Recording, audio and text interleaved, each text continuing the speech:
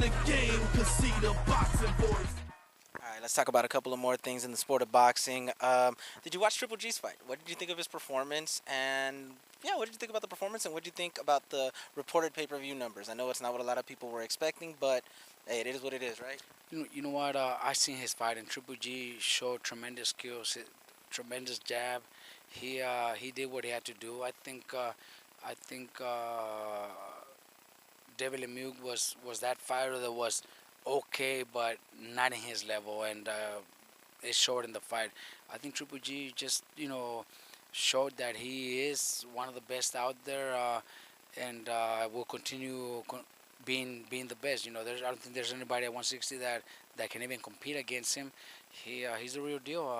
I'm very happy for him.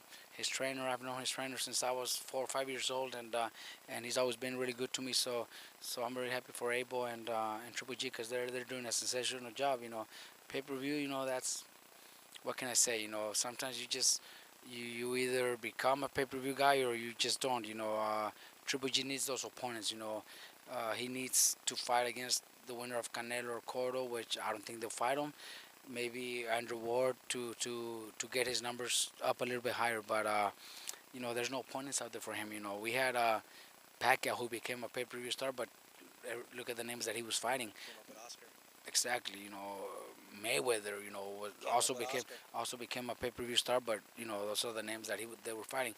Triple G doesn't have that one star. He doesn't have that one name. He's not around when all those big middleweights were around, and it sucks for him. But he's still doing good. He could still continue fighting on HBO Championship Boxing and still make a lot of money. Fight another 4 or 5 years if he wants, because he's dominating, and I don't think there's anybody that could even compete against him. So why not continue doing what he's doing? You said it. You said something very important there. He needs a name. He needs somebody. And the one name that has actually said he would fight him, there's a few. There's Lara, who has said it. There's Andre Ward, as you mentioned it. But Canelo. Canelo said he would fight Triple G. But to fight Triple G would have to come down to 155. Triple G, his trainer, and his promoter all in the past have said they would go down to 154 to fight Floyd. Do you think it'd be possible, or do you think it'd be something they should take into consideration, fighting Canelo at 155?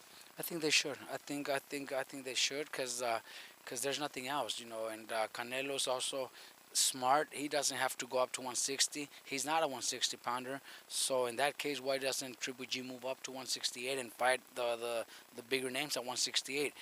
He's also smart about it. He doesn't want to go and take too many chances. So I think the best thing for him to do is come down to 160, 65 and fight Canelo, because there's nothing else out there for him. And if he wants to become that star, or continue fighting on HBO, he's still making good money on HBO. But if he becomes a pay-per-view star, he could make twice as much money as he will on HBO. So it's all up to him.